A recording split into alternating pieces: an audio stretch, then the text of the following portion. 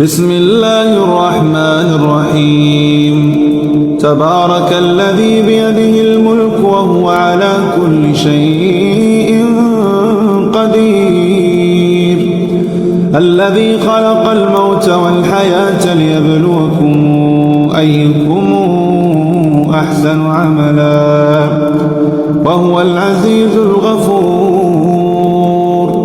الذي خلق 7 سماوات طباقا ما ترى في خلق الرحمن من تفاوت فارجع البصر هل ترى من فطور ثم ارجع البصر كرتين ينقلب إليك البصر خاسئا وهو حسير ولقد زينا السماء الدنيا بمصابيح وجعلناها رجوما للشياطين وأعتدنا لهم عذاب السعير وللذين كفروا بربهم عذاب جهنم وبئس المصير إذا ألقوا فيها سمعوا لها شهيقا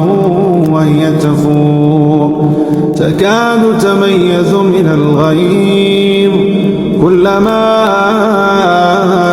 ألقي فيها فوج سألهم خزنتها ألم يأتكم نذير قالوا بلى قد جاءنا نذير فكذبنا وقلنا ما نزل الله من شيء إن أنتم إلا في ضلال كبير وقالوا لو كنا نسمع أو نعقل ما كنا في أصحاب السعير فاعترفوا بذنبهم فسحقا لأصحاب السعير إن الذين يخشون ربهم بالغيب لهم مغفرة وأجر كبير وأسروا قولكم أو اجهروا به إنه عليم بذات الصدور ألا يعلم من خلق وهو اللطيف الخبير هو الذي جعل لكم الأرض ذلولا فامشوا في مناكبها وكلوا من رزقه وإليه النشور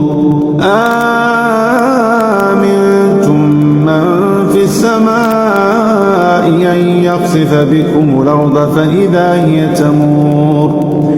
أم أمنتم من في السماء أن يرسل عليكم حاصبا فستعلمون كيف نذير ولقد كذب الذين من قبلهم فكيف كان نكير أولم يروا إلى الطير فوقهم صافات ويقبض ما يمسكون إلا الرحمن إنه بكل شيء بصير أمن هذا الذي هو جند لكم ينصركم من دون الرحمن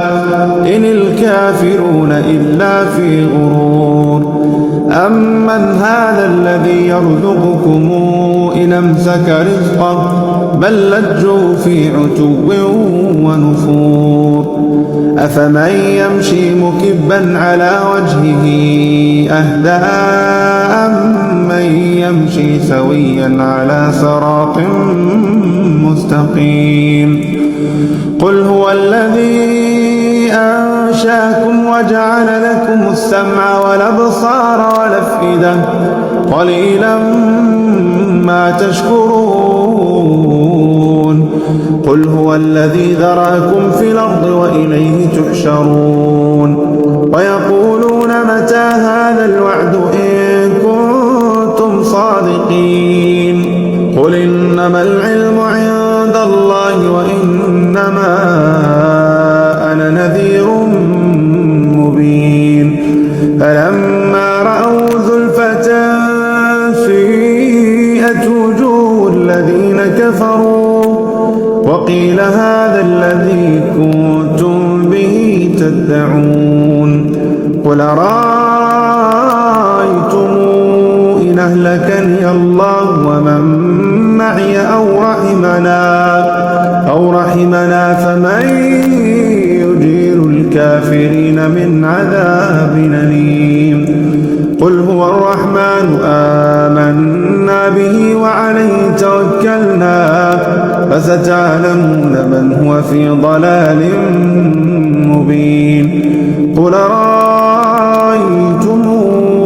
إن أصبح ماؤكم غورا فمن